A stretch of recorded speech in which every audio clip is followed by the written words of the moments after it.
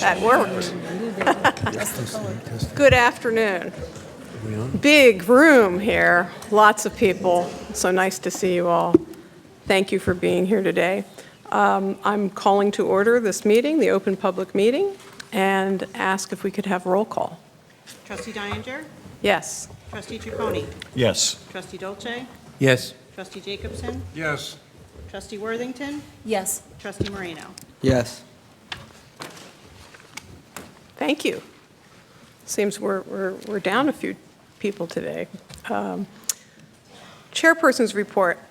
We've got a lot in today's meeting to get through, so I'm just going to pass it right over to the President's report. Thank you, Madam Chair. I'd like to first thank Brian Terrell and the Faculty Senate for affording me the opportunity to provide an update to the status of the institution yesterday at 4:30. And I appreciate all the folks that were there as part of that. It also looks like there's a robust group here today, and it's nice to see all of you here today, and I hope in future Board of Trustees meetings we're able to get enough faculty out for those also, particularly after everything is settled. I, too, am going to turn it over to the Academic Affairs Committee because I'm reasonably certain that folks may want to speak today, and I want to assure that you have the opportunity to do so. So I'm going to turn it back to the chairperson to go into the Academic Affairs and Planning Committee report. We had a good meeting this morning, and I keep advertising this, and I hope I'm not embarrassing him, but Andy Dolce is now on the Academic Affairs Committee as well, he is a welcome addition, asked wonderful questions, and it was also nice because Trustee Ray Ciccone also came, and Lori Vermillion, if you want to just give us a couple of updates. It was interesting. One of the joys of being on the committee is then when I'm at other committee meetings, see how things dovetail and things that we discussed in academic affairs, basically like dominoes falling, were discussed throughout the day in other meetings. And the best part of it was this was all, the end point was what did this have to do with the student's experience? And that was just, it's very rewarding when we get to see that. We see the process and then it comes out to a point where we know it's going to have impact on our students. Great. Good afternoon, Chairwoman Deininger, members of the board, President Kesselman, and colleagues in the audience. We had a very informative meeting this morning. It was our pleasure to welcome Trustee Andy Dolce to our committee. His industry experience will certainly enhance our academic program planning. The Academic Affairs and Planning Committee submits 3 items for board action. I'll conclude by sharing highlights from 2 research and professional development reports. For the Middle States Periodic Review Report, Michelle McDonald, Assistant Provost and Associate Professor of History, will provide a brief update. Michelle?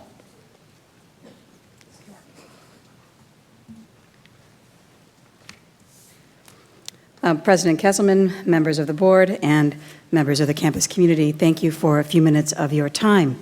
This will be very brief. In 2012, as I'm sure most of you are aware, we completed our decennial review with Middle States and were reaccredited. We are now facing our periodic review report, which is due this year. We passed with flying colors the decennial review. There were, however, 3 recommendations. One of them was easy to comply with. That was a substantive change report for our physical therapy program, which we did almost immediately after the decennial review was complete. The other 2 we've been working on since then. The first was a request to further document our integrated strategic planning process, and I've just given you some highlights that appear in the draft periodic review report. We've taken a number of steps to try to have a more integrated approach towards strategic planning, including creation of a shared governance task force, which is still operating, the appointment of a chief planning officer position, which had been vacant at the time we went through our decennial review, and a significant restructuring of the timeline and format of the university's annual divisional review process and timeline. The second recommendation related to assessment. We were requested to provide additional documentation for our assessment of student learning, including general education, and the periodic draft report highlights this in 2 respects. First, we take on the question of academic assessment directly. Following the 2012 review, we created the Office of Academic Assessment, specifically with a designated position within the university tasked to oversee this work. We expanded the now monthly publication of assessment, which is the eZine Evidence, and we've continued to offer regular summer institutes to teach best practices to faculty. We also, in that recommendation, were asked to revise general studies programming. In fact, this had begun before the decennial review itself. The Faculty Senate had reviewed a first-year studies review, proposal in the fall of 2011. It was launched the following year, and in the following fall after that, first-year studies students were first able to take either first courses as well as F-designated courses taught by members of the faculty across the university. Very briefly then, to sum up, we've had the draft periodic review report available since last September for comment and revision, and we've received a number of folks' input, so thank you very much for that. In January, the PRR was endorsed by the Faculty Senate. In February 2017, Middle States reclassified our Manahawkin location from an instructional site to an additional location, as we're now offering more than 50% of one program at that site. And then today, of course, we are hoping that the PRR will be presented to the Stockton Board of Trustees for your endorsement. We will be submitting on or before June 1, which is our due date. Are there any questions? No, I just want to comment to thank both you, Michelle McDonald, and Sonia Gonzalez, who I know I saw here just before, for the great work that you did to lead this effort on behalf of the university. It's a well-written, well-thought-out document that honestly assesses where we are as an institution. I want to thank everyone out in the audience who may have worked on the project, but also that I think it will result in our being given a clean bill of health come June. So thank you very much. You want to need a motion? So I Thank you, need a Michelle. motion? Chairwoman Deininger, Yes. go ahead. I hear a motion? So moved. Second? Yes. Any discussion or comments? Roll call. Trustee Deininger. Yes. Trustee Ciccone. Yes. Trustee Dolce. Yes. Trustee Jacobson. Yes. Trustee Worthington. Yes. Trustee Moreno. Yes. You have been endorsed. Thank you very much. Now, as a consent agenda, I present two resolutions for board consideration. The first confers a much-deserved award for distinguished service to Senator James Whalen at the commencement ceremony at Boardwalk Hall in May. He has graciously agreed to deliver the keynote address during the ceremony. The second resolution acknowledges your approval of the 2017-18 academic year calendar. Chairwoman Deininger. Do I hear a motion? So moved. A second? Yes. Discussions, comments, questions? Roll call. Trustee Deininger. Yes. Trustee Ciccone. Yes. Trustee Dolce. Yes. Trustee Jacobson. Yes. Trustee Worthington. Yes. Trustee Moreno. Yes. Finally, as an information item, two reports were submitted by the Research and Professional Development Committee last semester. The Provost Faculty Opportunity Funds, the RMPD Committee recommended 13 proposals for funding for a total of over $17,000. And the Adjunct Faculty Opportunity Fund, the committee recommended 5 projects for funding for spring 17, totaling $3,750. And that concludes my report. Thank you so much. It was really interesting to look through the research and professional development reports earlier today. And kudos to the faculty who have Yeah. earned these awards. And to the RMPD committee, which has to evaluate and provide these awards. And that is not an insignificant undertaking throughout the year. And so thank you on behalf of the Board of Trustees. So my fellow trustee just pointed something out. The consent agenda was the conferral of Distinguished Service Award to Senator James Whalen, the academic year calendar, and, okay, good. Just want to double check. Thank you. Right, Student Affairs Committee. We had a Student Affairs Committee. Trustee Bailey is not here today, but she chaired that committee, and I was in attendance. We're doing a lot of interesting things, and today I'd like to have John Iacovelli come up and talk about our enrollment and give that report, and also I'd like to have Dean Santana after him. There are some really interesting things that we're doing in student affairs that, in particular, are really worth noting today, and some of the things we've done and what we're looking at doing. Thank you. Thank you, Trustee Worthington. Chairperson Deininger, President Kesselman, members of the board. and friends and colleagues of the Stockton community. There are 3 items that I want to share with you today. And the first one gives me great pleasure because it is a submission to the board for approval of the following resolution. And that resolution is the renaming and dedication of the Stockton University Sports Center basketball court as Jerry Matthews Court. I won't read the entire resolution, but I do want to point out a few highlights from Jerry's 30-year dedication to Stockton and in particular the men's basketball program. Jerry holds the record for the most college men's basketball wins in the entire state of New Jersey with 603 wins. I want to put that in context.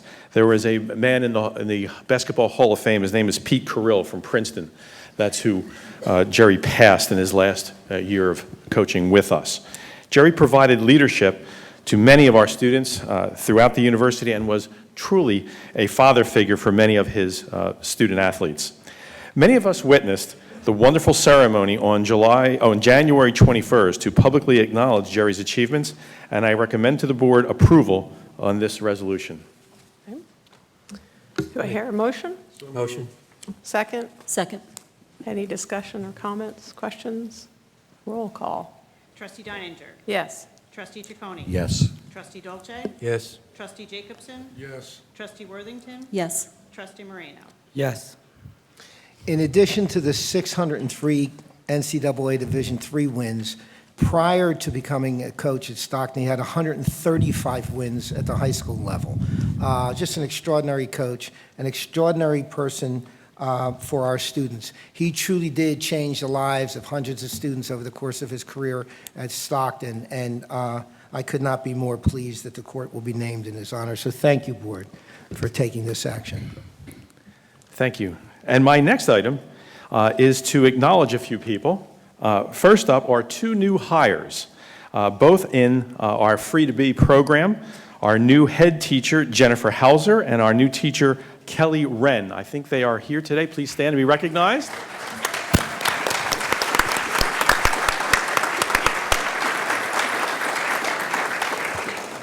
Also, 2 promotions to report. Steve Redwanski, who is now our Director of Residential Life, and Brian Plucino, Assistant Director of Residential Life, Facilities, and Student Retention. Steve and Brian, I know you're here.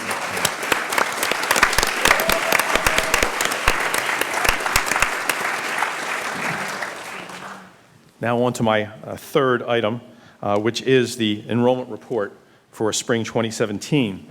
As I have tried to do in past reports to you, we've chronicled the situation with transfer students. And as we know, in this spring, we are dominant transfer students coming in at mid-year.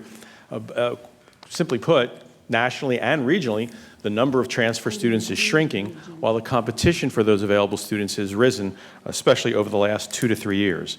However, I think these numbers will show that Stockton University did very well for itself in the spring of 2017.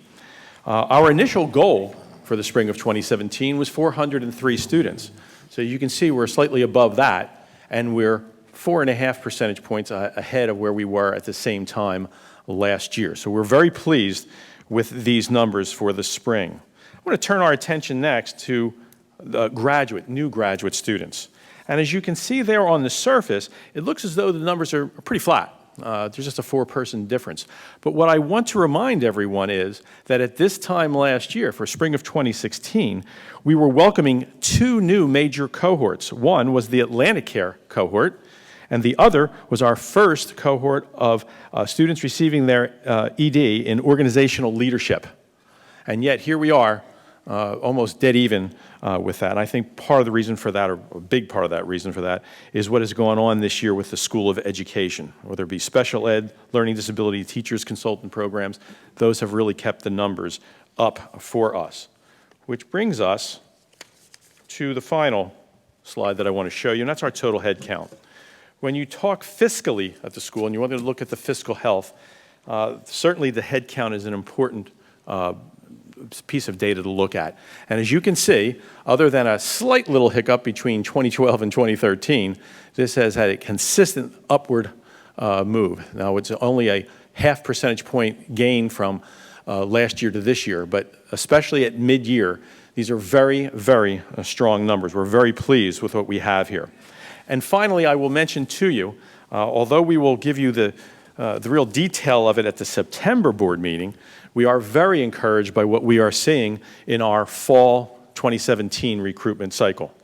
And again, we'll give you those details as it goes through, but we are 2/3 of the way through our freshman recruitment cycle, and the numbers are very, very impressive at this point.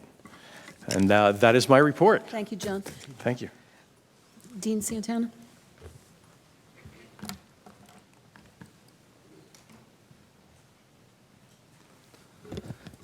Good afternoon, Trustee Worthington, Chairperson Deininger, President Kesselman, members of the university community. I'm here to speak to you about two initiatives that we have undertaken within the Division of Student Affairs on behalf of the student body and on behalf of the university community. One of those programs and initiatives that we first saw the need and identified the need, it was around October, November. As I walked through the hallways and much of my staff walked through the hallways, students were wrestling with what was occurring in the world, what was occurring here in the United States, and there was an absence of the flame, I think that grounds them and puts them in the moment so that they can focus in your classes.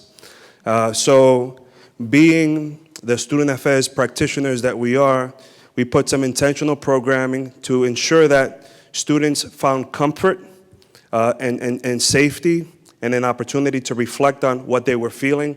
And I want to give a shout out to our folks in our Wellness Center for doing a phenomenal job. As part of some of that work, we selected a program called Dear World. And Dear World is a program where individuals come to the university campus and take professional photographs of our university community. And what's powerful about those photographs is that each of those photographs is unique. It shows the beauty in each individual member of our community. It gives them an opportunity to share something that's on their mind, to tell a story to the world.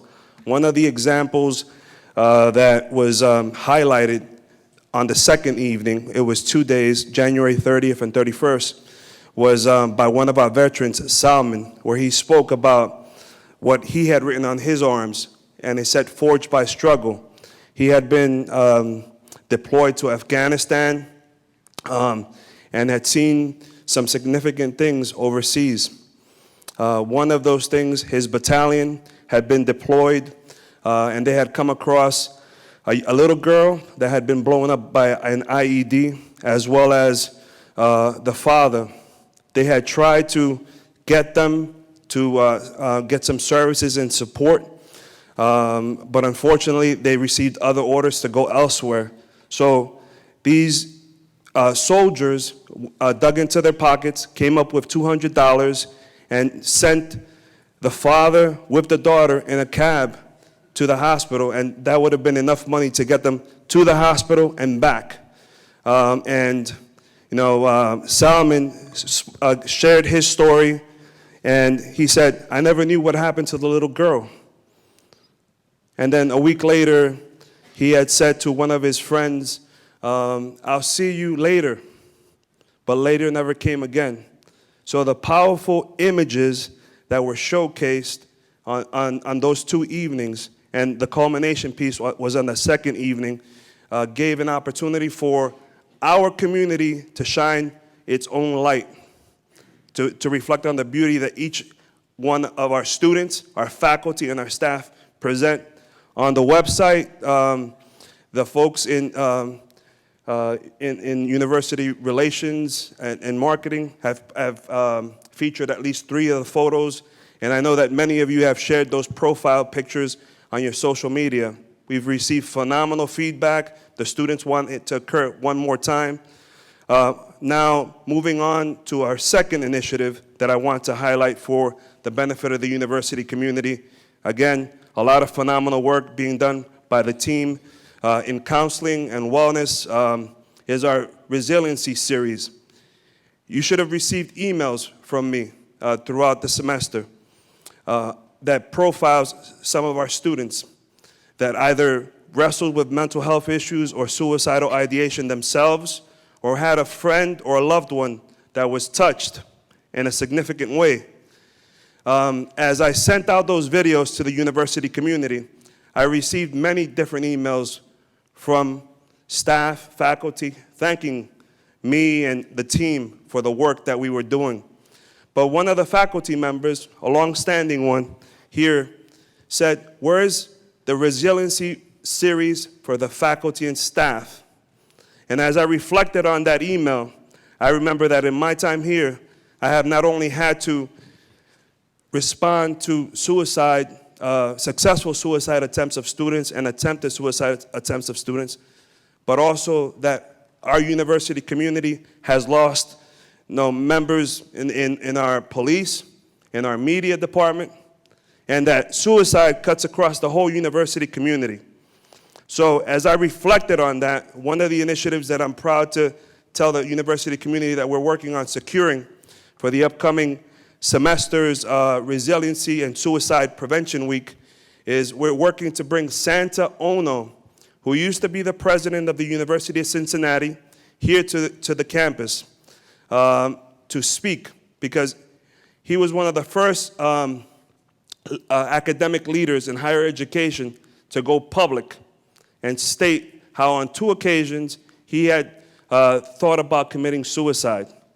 And much of the stigma with mental illness fades away when individuals have the courage to speak up. So he, since being at the University of Cincinnati, has moved on to the University of British Columbia in Canada, which is his home. So we're delighted, and we're working tirelessly to secure him to come and to speak as part of our Suicide Prevention Week, but also hopefully to foster some new partnerships and collaboration. So with that said, that concludes our report. Thank you. It's exciting stuff. It's really good. Thank you so much. Thank you so much, Trustee Worthington. That's really interesting. I followed some folks from Stockton and got to see a lot of those amazing photographs from the Dear World Project.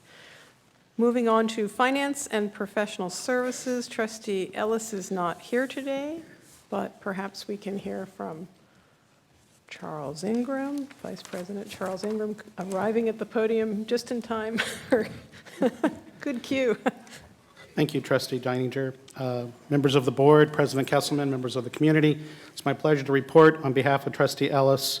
Our Finance and Professional Services Committee met this morning. In addition, I did meet with Trustee Ellis over the phone last week to go over the entire agenda. There are 3 consent agenda items, and the first one that I'm going to present for you is found on pages 15 and 16 in the board book, which is on Blackboard. The first one is Pannoni and Associates. This is a change order for $26,900, which is going to cover, it's a request from the county. This is for Barlow Road, the parking lot that's out there. It's for Barlow Boulevard and Pomona Road. The county wants us to do a little more work and realignment of that. The second is Baker Tilly. You would call from last year. They did the risk assessment for the university, and this is an extension of that. We have an opportunity in the central financial area to look at our business processes and do some improvements in there. And finally, Illusion Company is the third one. It's a 3-year license agreement to secure a cloud-based travel and expense solution for $57,000. Madam Chair? So do I hear a motion? Oh, it's consent agenda. So you want to do all 3 so at one time? We'll Okay. do all of them? Excellent. Okay. Good. I like The that. second agenda item was for new bid waivers. They're found on pages 17 and 18. There are 5 of those. Susan Communication Groups is AdWords. You know, when you go to Google and you see those annoying ads, the first one when you see it before you get to what you want, we want to be the first one there, so we're going to do that. Digication provides a 4-year subscription for e-portfolios. We have an e-portfolio task force that reviewed 9 different companies and proposals and products. They've selected on 2. They've been doing some tests, and they finally came up with Digication. $$ Touring is for a student concert that's going to be held on April 4th for $80,000. Global Spectrum is for our spring commencement on May 12th at Boardwalk Hall in Atlantic City. We're all very excited about that. And finally, there is legal services for Title IX compliance to Genova Burns for $40,000. The third consent agenda item is for confirmation of the Executive Committee pre-approving 5 resolutions on January 30th. They're on pages 19 through 21 in your board book. The first one was for nanomagnetic instruments, which is a high-performance atomic force microscope. I learned today there's only one other one on the whole East Coast, so we're pretty excited about that. That is for $72,500. The reason it was done in advance was we have a grant that was going to help pay for this, and that expiration date was happening before this meeting. Hanover Research Council is to work with academic affairs in connection with our Atlantic City campus, providing research questions, workforce needs, market analysis, et cetera. That is for $45,000. R.G. Vanderwell Engineers is for our Unified Science Center 1. Those that live in that building understand the air handling system, and we are getting a new chiller and hope to have that installed by the summer as classes end. Pannoni Associates is going to work on Housing 4 on environmental remediation and HVAC study. And lastly is the FY17 Managerial Merit Pool Authorization. If you all were at the President's State of the University address yesterday, you heard him talk about how we budget in advance. We're conservative in our budgeting. We budget for all work groups, all segments, so we hope that there will be a union contract settlement. If we do, we already have that money set aside. This is just being transparent in that process.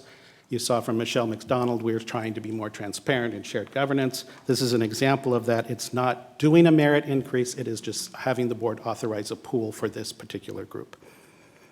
And the committee unanimously recommends approval of all 3 consent agendas. Okay. Do I hear a motion? Second. Second. Questions, comments, discussions? Roll call. Trustee Deininger. Yes. Trustee Ciccone. Yes. Trustee Dolce. Yes. Trustee Jacobson. Yes. Trustee Worthington. Yes. And Trustee Moreno. Yes. And finally, this is an informational item because it's a procedural, and we all know procedures are approved by the president, but it's very exciting, and there was a task force on tuition procedures that worked very hard and came up with some recommendations that we want to share with the community. I'll just summarize them really quickly. Currently, the policy caps employees taking only 12 credits. We are going to increase that to 20 for the academic year. We're going to waive some of the fees. Right now, the only waiver is for tuition. We're going to waive some of the fees for employees, like the transportation and safety fee, the student life fee, and the matriculation fee. And then we were going to also remove the lifetime cap that is in existence, so employees can continue their degrees. So if they get an undergraduate, they can go on and get a master's. We're not capped that anymore. The second piece is in order to maximize all financial aid that's available, all of our dependents of our employees will be asked to complete a FAFSA. And then the final thing is we are extending this benefit to part-time employees on a prorated basis based on their part-time status. So we're very excited about that, and I was happy to report that. And that concludes our report. Yeah, I want to reinforce this. This was a group, and the individuals are listed in the board materials that worked diligently to increase and enhance the tuition waiver program for our employees. I think this is a significant accomplishment. It really does promote the Stockton degree for all of our employees, and I'm pleased to be able to expand it now on a prorated basis for part-time employees. That was something people talked about, and we were able to do that. There is an economic value to these kinds of things, and I want to reinforce that we did this in the spirit of what we can do, and we'll talk a little bit more later on showing good faith effort on the part of this administration during difficult negotiation times, to continue to move forward on some of the items that we are permitted to move forward on. And I think this is illustrative of that effort. Thank you so much. We were chuckling up here. We want a field trip to the microscope. Yes. Audit Committee report, Trustee Chacon. Yes, I'll be brief. So most of you know that the college is subject to two types of auditing. One is the external independent auditor. That's a audit similar that public companies have to go through, and this is necessary for both state requirements and federal requirements. And the contract that was awarded is up. It's at the end of the third year, so we have 3 proposals that we are going to meet with each PKF, BDO Seidman, and Grant Thornton. We'll be scheduling that in the next month or so and be awarding that contract for the next 3 years. The other auditing the college goes through is internal auditing, and that is more focused on a department basis. Last year, we adopted a hybrid situation where we have one internal auditor of the college under the direction of an external company, Baker Tilly, which has an expert in that. That's working out very, very well. Currently, a human resources audit was just completed, and they're also going to do a complete audit of our risk assessment program throughout the college, and that'll be starting probably in the next month or so. So audit is doing very, very well. Thank you. I'm always so reassured when you give us good news. Thank you. Buildings and Grounds Committee report, Trustee Schofer is not here at the moment, but Don Hudson will give us an update. Thank you. Good evening. We had an hour conversation this morning. We went bell to bell with all the projects, major projects that are going on. Primarily, the biggest focus was the AC progress. We spent a majority of time, believe it or not, talking about interiors, and the board loved that. Colors, fabrics, finishes.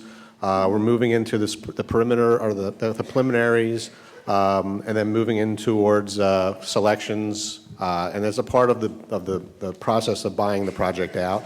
The project is on schedule. Foundation work for the residence building will actually start next week. You'll start seeing materials for the parking garage arrive in about a month and a half or 2. You'll see steel rising on the academic and the residential building over the summer. So over the summer, everything will be flying in the air, we like to say it. The schedule is on target, and all of the projects will be turned over by August 1st, 2018. On the quad project, for those who have noticed out front, we are right on schedule there as well. Steel is complete. Really enjoying probably the best winter ever for construction. We're really lucky. Poured slabs over the past weekend. The slabs on the Science Center are complete. The other building, the Health Science Center, will be starting in about 2 weeks or so, slab work. So this weather is doing great for our schedule. Again, we did interiors, rave reviews. Thank you. November 2017 is our projected completion date. Around Thanksgiving, we're thinking. And we're looking at kind of a phased, soft opening through the spring. There's still a lot of move-in and logistics to play out with. But as we report back to you in May and September, we'll have a much firmer detail about the logistics of that. Excuse me. And then the last things we zip through, but what you're going to see this summer is a whole wave of other improvements that are really going to kick off right around the day after graduation, actually. All the planning for new campus signage, wayfinding along Vera King Ferris Road. Yes, they're going to be backlit and you can read them. Sidewalk improvements from K-Wing down to N-Wing with a new handicap ramp. Restroom renovations in A and D. New ADA compliance for those restrooms. Manahawkin has a new renovation project to expand their system up there. That'll be over the summer. ADIS Center system. The Sports Center has a new emergency generator hookup system that in case of an emergency, we will have the capacity now to activate and add electricity required to run the Big Blue completely, so it can house students in the time of an electric outage or something like that. There's renovations being done at the Seaview over the summer. And last but not least is a significant renovation of housing 4 HVAC systems, all over the summer, all geared to be complete and operational for the fall semester. Thank you. Nice job. Yeah, thanks so much. Next, Development Committee report, Trustee Michael Jacobson. I am calling on Dr. Elmore to provide us with a startling series of events. I hope I can deliver. Sounds promising. Thank you, Trustee Jacobson, President Kesselman, Chair Deininger, members of the board, and campus community.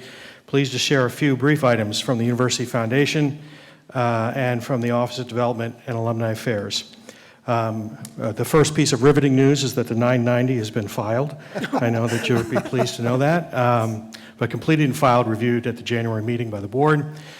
Real exciting news, the Foundation's net assets as of December 31st were at $33.9 million, up from $29.9 million just at the end of June. So in a 6-month period, a very nice jump. We're excited about that. And our giving continues to be strong. Through January 31st, our gifts are totaling nearly $3.7 million, compared with $1.5 million during the same period last year. As the President mentioned yesterday, it does include significant dollars in the merger of the Noise Museum. But even when you factor that out, we're running 21% ahead of where we were last year at this time. So we're feeling very good about giving, very good about the state of the foundation. Happy taking questions. Thank you. I should apologize because I think I was the last holdout through a mix-up of filing that 990 with my signature on something, perhaps. Sorry. But it happened. Investment Committee report. This is Trustee Chacon on behalf of Trustee Ellis. Thank you. So as many of you might know, the investment committee oversees the investment funds of the college, and for the past at least 5 years or so, we have split those funds between two money managers and sort of let them kill each other to get the highest rate of return, which has worked out very, very well, actually, in a very good way. One firm did outperform the other firm, Ashford, which I might say is headed by a Stockton alum, happy to say that. And, but we decided to keep both firms, but just awarded more than half of the money to Ashford because Wells Fargo provides us with a number of banking services that are critical to us. They have lines of credit in the times that we have to borrow and other types of things like that. So last year's performance was very good, and we look forward to this year and going forward with both firms again. Thank you very much. We have approval of actions for university policies, second readings. Dr. Kesselman. Yeah, these items you've seen before, as they are the second readings of policies that have to be adopted by the Board of Trustees. One deals with academic warning, probation, and dismissal. It appears on pages 24 through 26. The other one is the establishment of Real Estate Transaction Committee that we had talked about previously. And the third one deals with notifications, warnings, and prohibitions as it pertains to consumer electronic products. As you know, many products have been pulled off the market, and we wanted to have a policy to ensure that we had the authority to do so when having to deal with one of those items. So I ask that the board pass this resolution. So moved. Second. Any questions, discussion, comments? Roll call. Trustee Deininger. Yes. Trustee Chacon. Yes. Trustee Dolce. Yes. Trustee Jacobson. Yes. Trustee Worthington. Yes. Trustee Moreno. Yes. Or did you do them all at once? I probably just jumped over. It was not a consent agenda, Well, right? it is now. Okay, that's great. Can we do the same for the next? We should. University policies, these are the first reading, so you will see them again. One deals with the Division of Academic Affairs on disability, accessibility, and reasonable accommodations. It's not as if we haven't had the procedures or practices associated with that, but when we did a full analysis of all of the policies, we noticed there wasn't a policy associated with that. So we have now developed a trustee policy associated with that item. Second, the University Board of Trustees, we had to look at the bylaws. There were some language changes, a word changes from college to university. And also, we wanted to establish exactly what a quorum was. That was sort of silent on that, and a couple of other items. So the University Board of Trustees bylaws are being brought forth to the Board of Trustees as a first reading. And then finally, we take this internal audit process and practice very, very seriously, so that we have a number of controls. Just for the public's knowledge, the audit function of the institution does not report to the president, it reports directly to the Board of Trustees. And so this really came from the analysis of the Board of Trustees, and I offer it again to you. These are all informational items because it's the first reading, to just have as informational items. Okay, that's good. They will come back for a resolution later. So personnel actions resolution, any information that we need to know about? It's fairly straightforward. And do I have a motion? So moved. Second? Yes. Comments, questions? Roll call. Trustee Deininger. Yes. Trustee Ciccone. Yes. Trustee Dolce. Yes. Trustee Jacobson. Yes. Trustee Worthington. Yes. Good, thank you. So other business. At this point, I'm just going to jump in, and as most of you know, Stockton students sent a thoughtful petition to the President and Board of Trustees on February 14th. The President and the Cabinet reviewed their concerns and came up with a solution that protects our students within the confines of the law. Unfortunately, I was in California when this was all happening, but really, I felt like I was getting an hour-by-hour report, and it was something that I was very concerned about. The Board of Trustees is very supportive of the agreed-upon language, which reads as follows. Consistent with New Jersey Senate Concurrent Resolution Number 134, passed February 15th, 2017, the university is Stockton Safe, providing a safe zone for all students, faculty, and staff. The university, to the fullest extent permitted by law, protects the identity and information of all members of our community, regardless of immigration status. And pursuant to federal and New Jersey privacy laws, including the Family Educational Rights and Privacy Act, otherwise known as FERPA, Stockton protects the identity of all members of our community, including any at-risk groups. There are some additional details that outline the university's commitment to this issue, and perhaps Dr. Kesselman wants to address this. As many of you may be aware, the students, through first a series of rallies that were conducted at Stockton, and then through a resolution provided by the Student Senate, which included a petition of about 13 items to address, presented it to myself, to the Board of Trustees, for action. I asked for a week period of time to get the cabinet together to review all of the items on the petition. We met throughout the week, the cabinet, and then had what I believe was an incredibly successful meeting on Friday to go through that petition. We will have a formal statement, as I said, at that meeting this coming Friday on this matter, but what was agreed upon at that meeting was endorsed today by our Board of Trustees. I would be remiss if I did not acknowledge the work of our students. I've been around here when I've seen a day like today and many days like today throughout the history of the institution. I also remember the days on the boardwalk in Atlantic City when there were protests going virtually every single day as a result of us being created and being in this part of the state. Our students, those who were intricately involved in this process, and they were student leaders, represented their constituencies in as articulate, in as intense a manner. And I could not be more proud, being the president of this institution, having students who reacted to a situation in the manner that they did. When this state first adopted and moved towards a student on the trustee, a student as a trustee, I was concerned back then that somehow it would negatively impact the authority of the Student Senate president. What I observed last Friday were not two student trustees, but two trustees who happened to be students among their peers. That's a different statement. Our president of the Student Senate, Miriam Sarhan, did an extraordinary job representing the interests of the student government. Christian Moreno, Ike Ajikame represented the trustees as well as any of us could have represented the trustees at that meeting. We had Mahalia Bazil, who is the president of UBSS.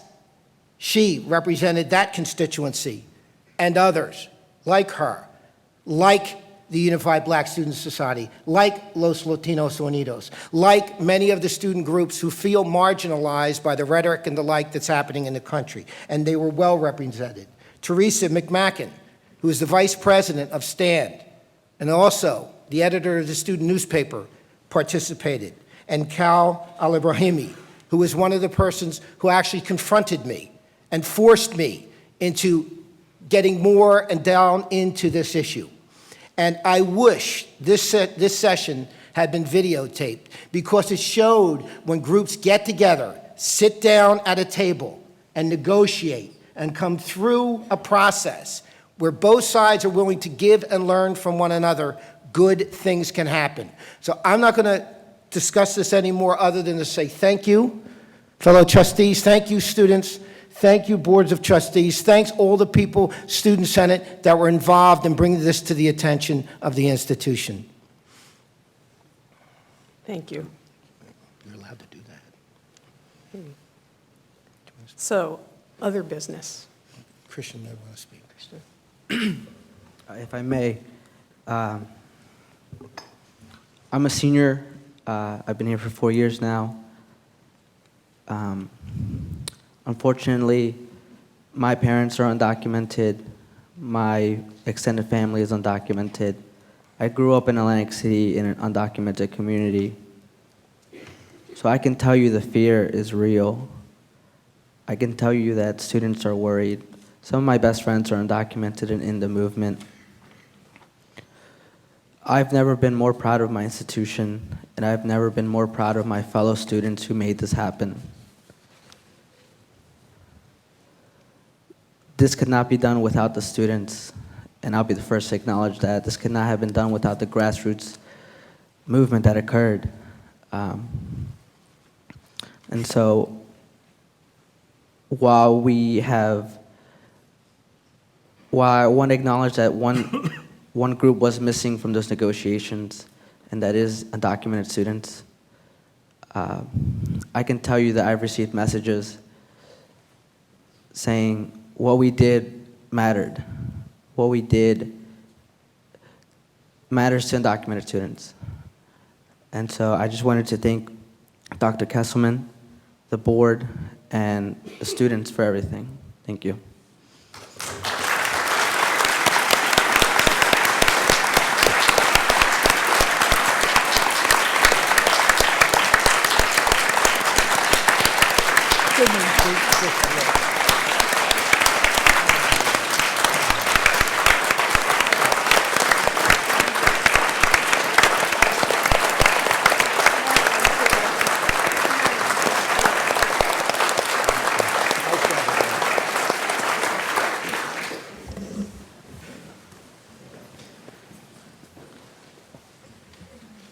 Other business, and we have other comments from the Board of Trustees? Comments? Comments from the public? Lori?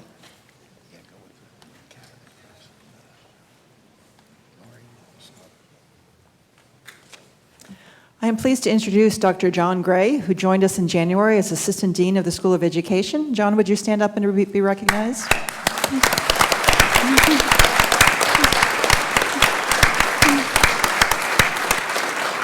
Since 2007, Dr. Gray served as an assistant and acting principal of Atlantic City Public Schools. He's also been a Stockton adjunct faculty member since 2014. Welcome to our family, Dr. Gray.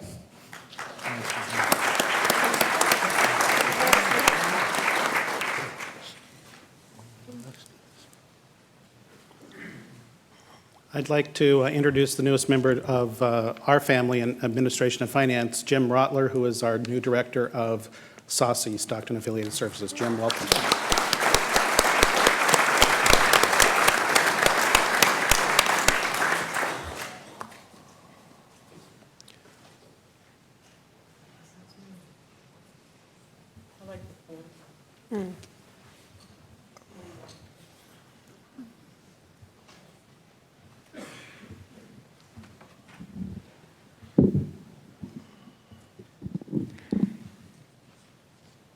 Would the members of the Stockton Federation of Teachers please stand?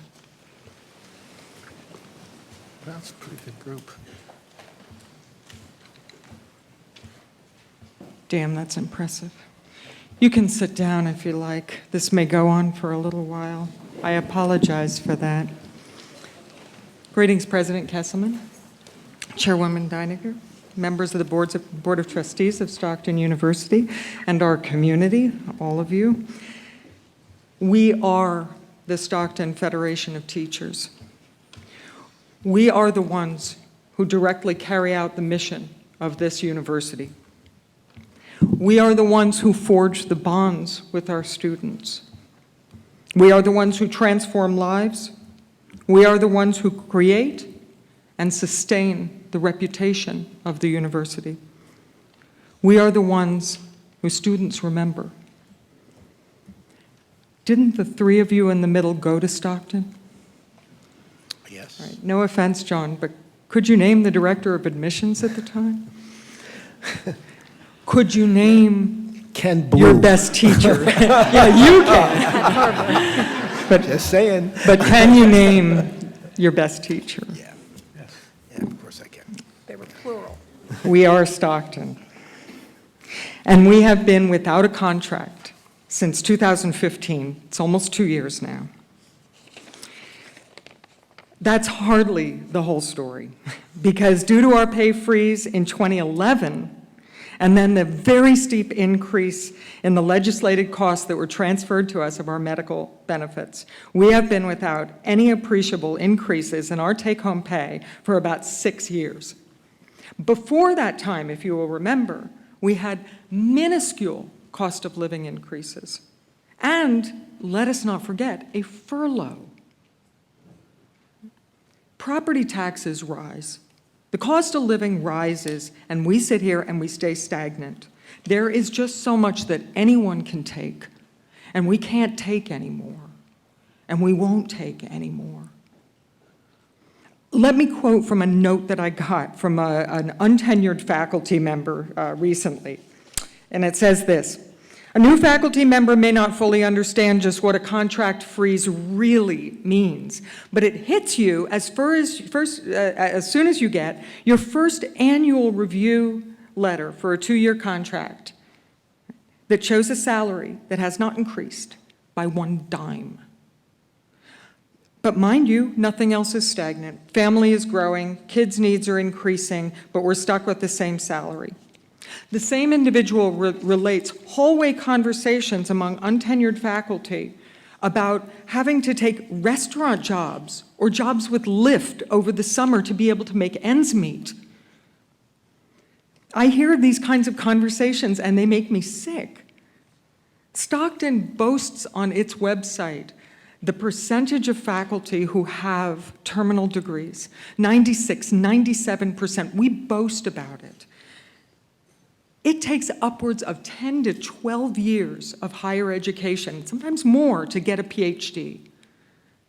And we have them from Rutgers, from Princeton, from Harvard, from UPenn, from Villanova, from Fordham, from NYU, from Michigan State, from UCal Berkeley. You name the best schools in this country, and we have PhDs from them, right here at Stockton. We have a Pulitzer Prize winner. We have a Guggenheim Fellow winner. You would be impressed if you look at our CVs.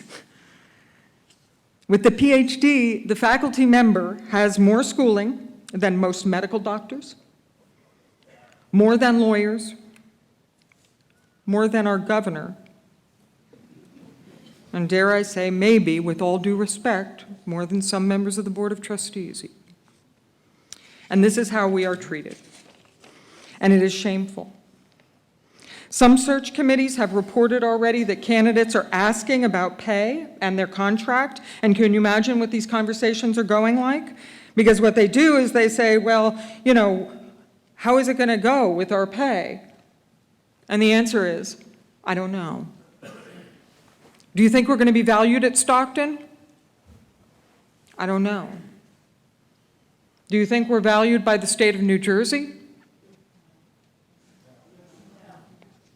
I don't even have to answer that. For adjunct faculty, of course, it is far worse. Adjuncts live in a constant state of insecurity.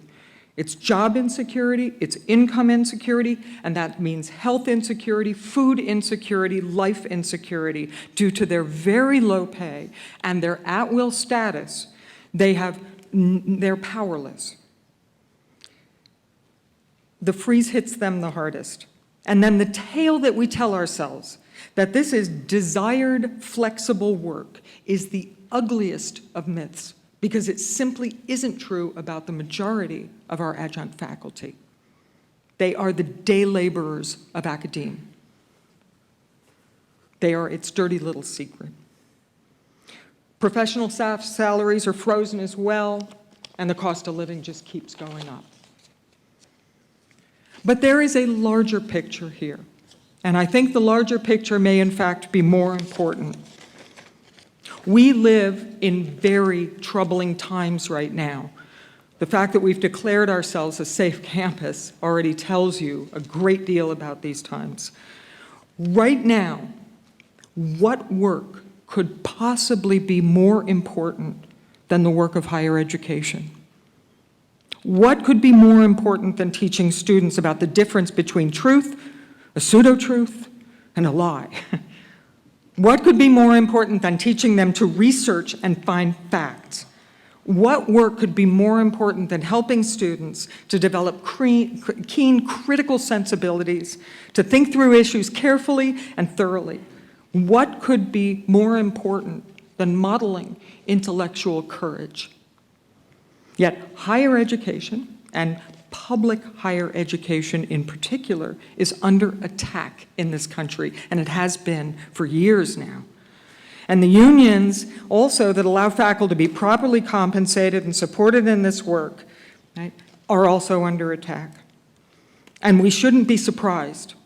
And it is surely no accident that right now, at this time, faculty are being demoralized, undermined, propagandized.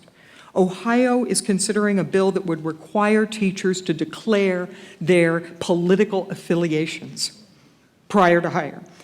The Koch brothers have infiltrated universities so they can control hiring practices and undermine academic freedom. The state's behavior in this regard mirrors very disturbing behavior across the nation. So the question is this: where do you stand? When you look back at this time, when the faculty and professional staff at the public institution that you oversee were under attack, where will you have stood? Will you have fought for those who carry out the primary mission of the university or not? Will you have resisted the undermining of intellectual freedom or not? Is it just too much trouble? Is it just too complex? Is it just too much to ask? Do you just not want to be involved? But please realize this: to do nothing is to tacitly sanction the existing state of affairs. We know that. Therefore, we call on you to support public higher education and those who deliver that education.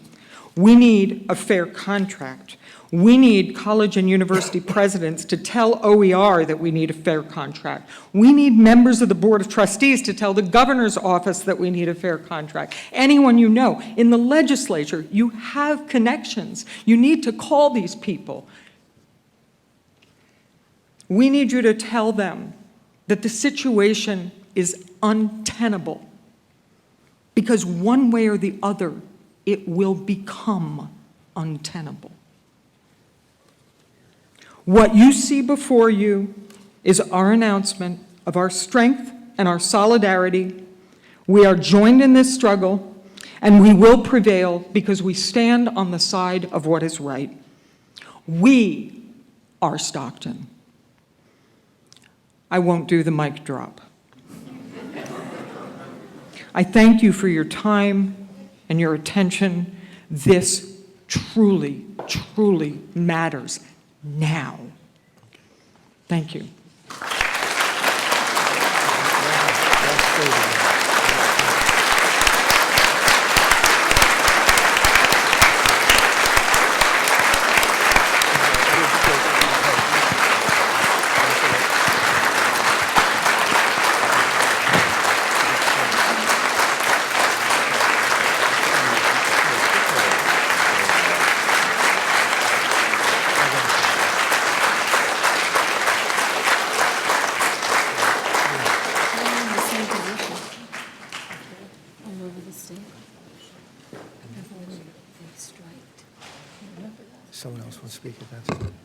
There is one person I see in the audience that I know the burden of this falls on his, and I haven't seen him in a bit.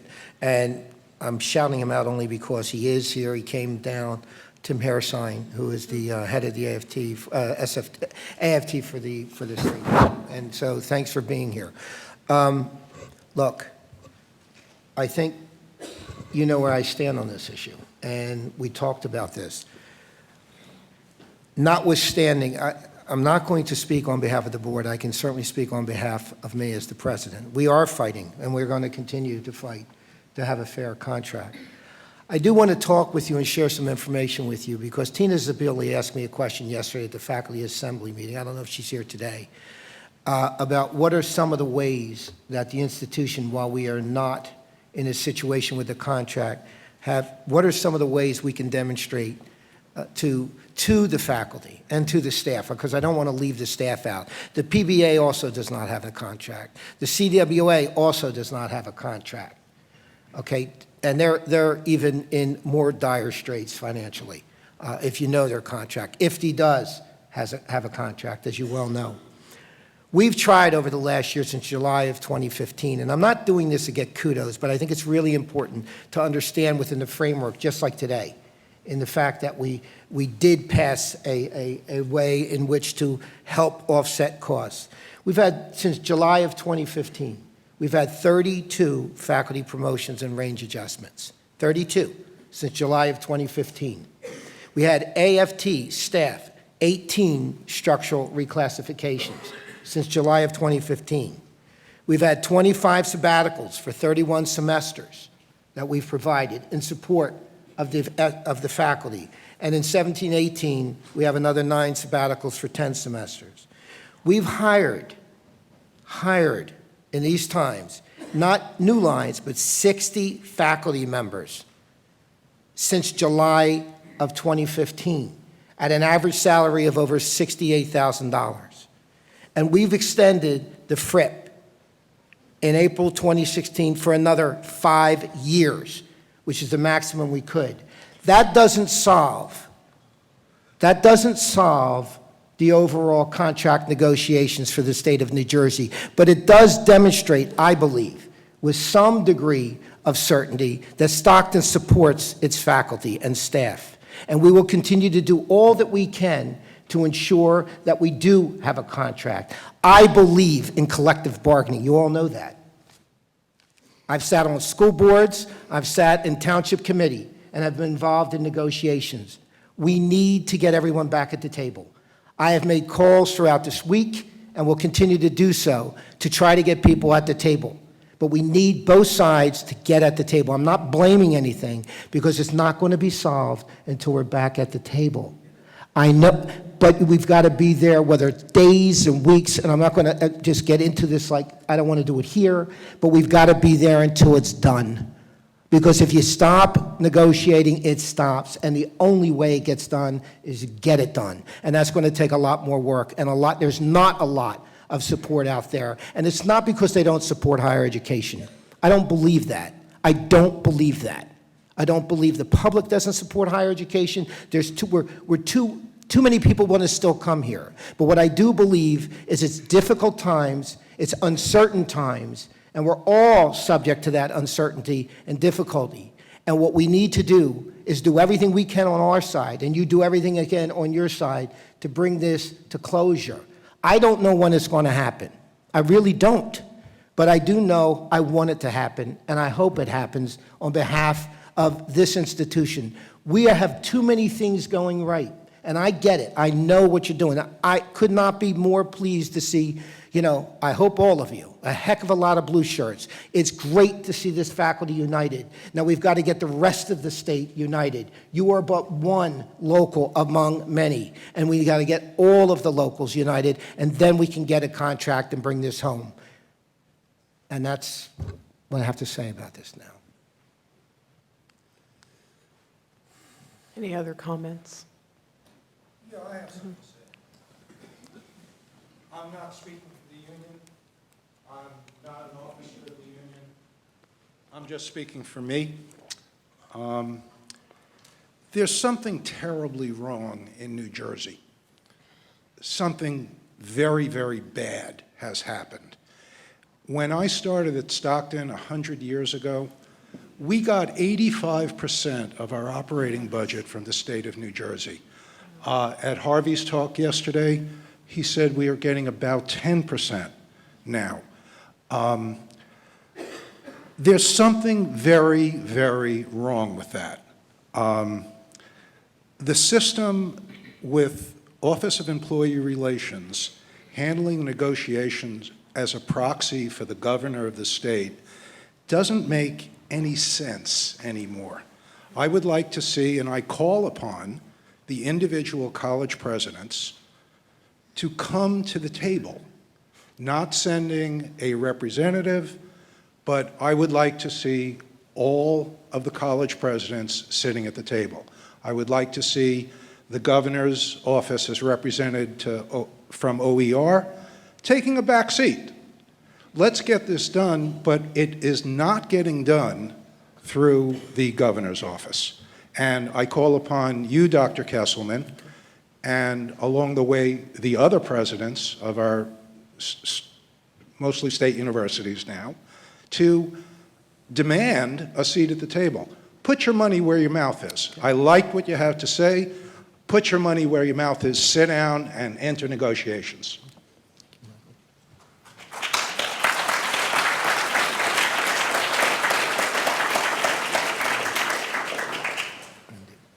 Other comments? Questions? Hello, thanks for this opportunity to speak. My name is Michael McGarvey, and I'm a delegate from the SFT at the table. I've been at many of these negotiations, probably since 2007. And this is probably the worst one I've been at. And over that period of time as well, I want to reiterate what Michael said about the deterioration of the support for higher education in New Jersey. And you know, we could say it's political, but it's not just that. I mean, the start of this college was began under a Republican governor. The funding for the education at that time, which many of our alumni were able to benefit from, was that the state funded higher education almost completely. When I got here, that was in '84, it was about 65%. It's now obviously gone less and less and less. So the part of it, I'm sure there are many reasons, but part of it I believe is that the governors, again, through all this time, have heard the colleges and universities demand autonomy, the boards as well. But one after another they go, okay, you want autonomy? Okay, here you go. That is not what public education should be about. It's for the public.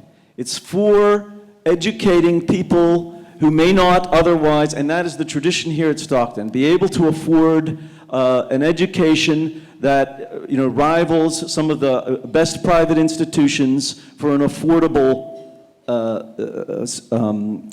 tuition. Now I know that everyone here believes in that, but clearly the state does not.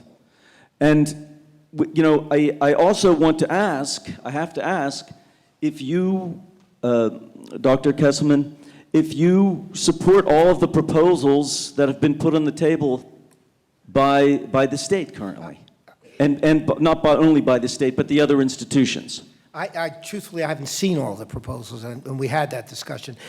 And I would love to actually see some of the proposals that have been put on the table. Okay, well, I mean, I don't think I'm at liberty to discuss what went on at the table, but what I can say is that many of these proposals are not economically related.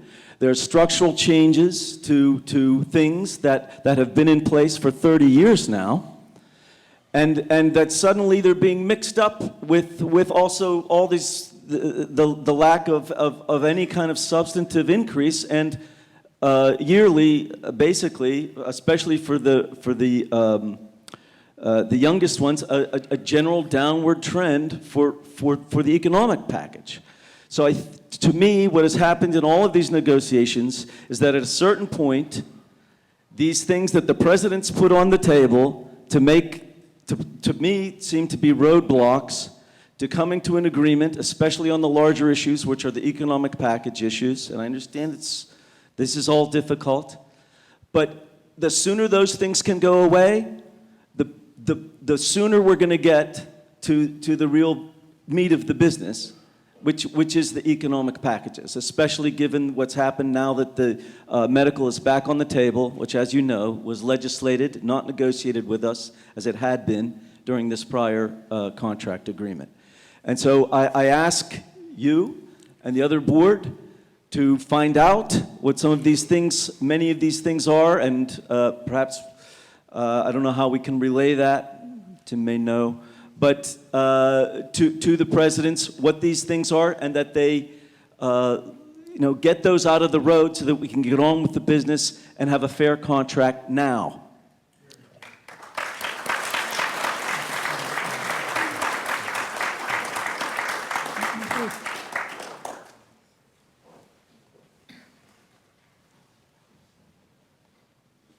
I'm Tim Hairstein. I'm a longtime Stockton faculty member and now the head of the Council of New Jersey State College Locals. I've been at all the negotiations. I'm the chief negotiator for this contract. I want to clear up a few things. We were ready before the contract ended in July of 2015 with all of our proposals, including our economic proposals. We asked at our first meeting, are you ready for a mutual exchange of information? And management at that table sits representatives of the governor's office and the college presidents. And management said, no, we don't have economic proposals for you.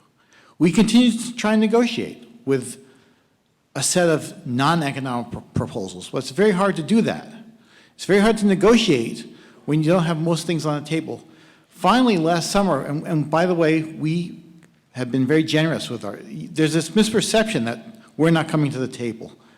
We have offered almost every Friday, which is the day we set aside because all of us work.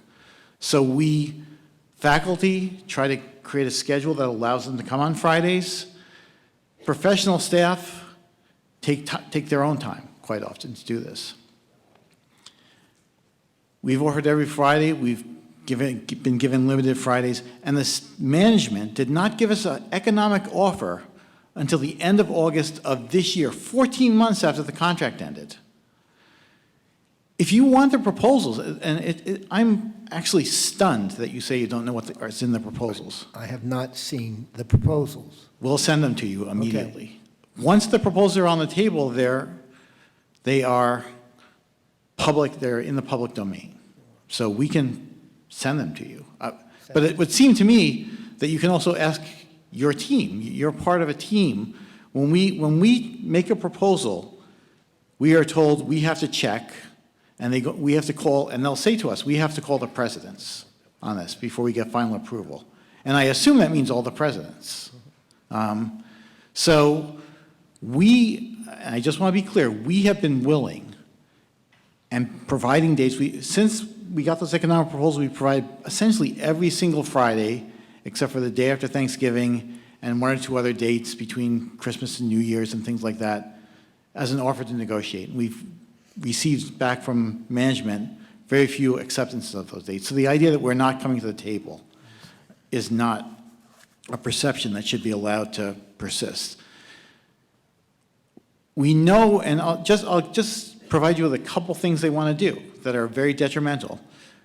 In the last round of contract negotiations, management removed the ability for professional staff to get 5-year contracts. And by the way, they don't get those contracts until they've been here for about 12 years. Now they want to continue and create a situation where professional staff can no longer get 4-year contracts. They want to reduce it to 3. And there's no grandfathering in that. So if you think you think you're safe as a professional staff member, you're not. Your next contract, if we accepted this, would be a 3-year contract if you have a 4 or a 5.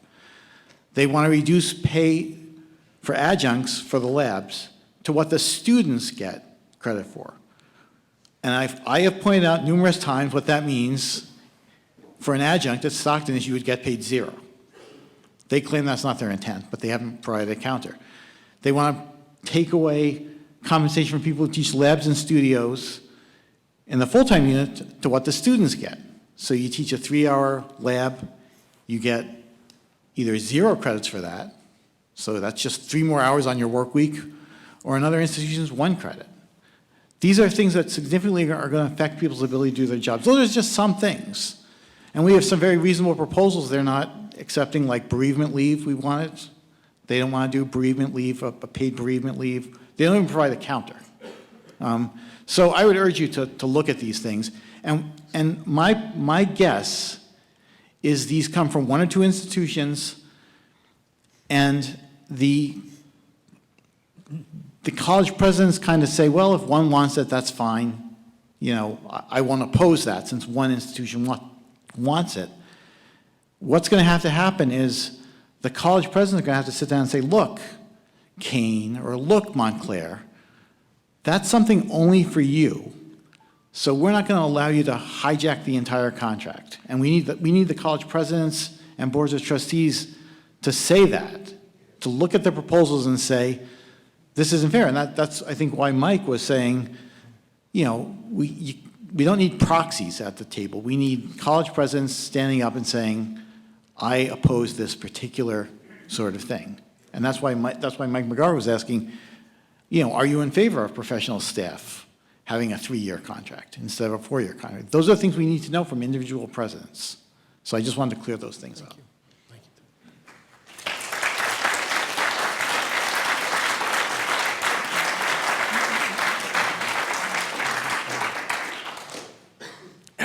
Hi, I'm just a student, if you couldn't tell from my colorful hat.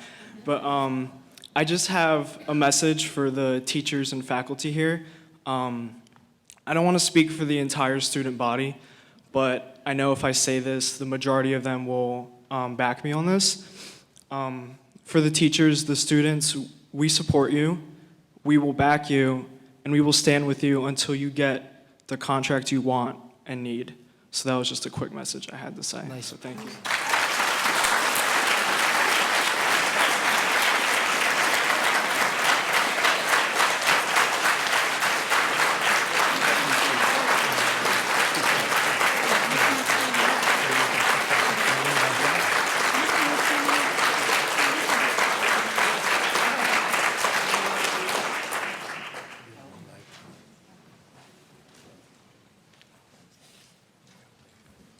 My name is Arlene Gonzalez, and I've taught at Stockton for 30 years. And what I wanted to do today was to piggyback on something that Ann said, and to put a face to that relationship between teacher and student.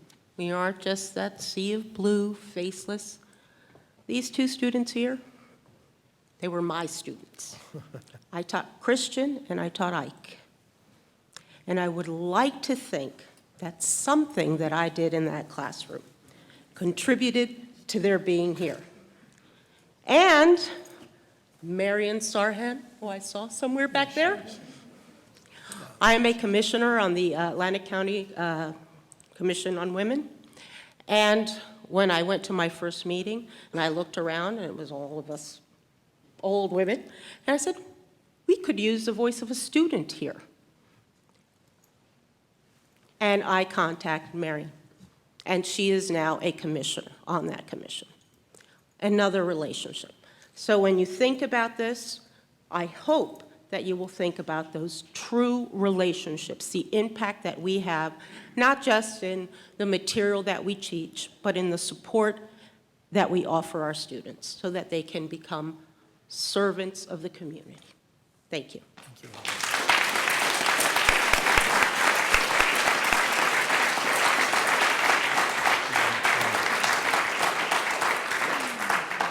Well, thank you very much. I know that we have the next regularly scheduled meeting of the board is going to be held at 4:30 p.m. right here on Wednesday, May 3rd. And hopefully maybe there's been some movement. On a personal note, I happen to be looking at one of my first professors, Frank Soretto, I was in his Basque math class, September 1976. And what you just said, I'm looking at Mike Frank, Joe Rubenstein was here, all of you, when someone said earlier, you know, a favorite teacher or a teacher that made just about every single professor that I had here made a difference in my life. And absolutely is the reason why I'm back here and put in the hours. So thank you today for all the comments. Very articulate, very moving. Frank, thanks for Basque math. When I look at the financials, I'm very grateful. And we'll adjourn this meeting and look forward to seeing you in May. Thank you.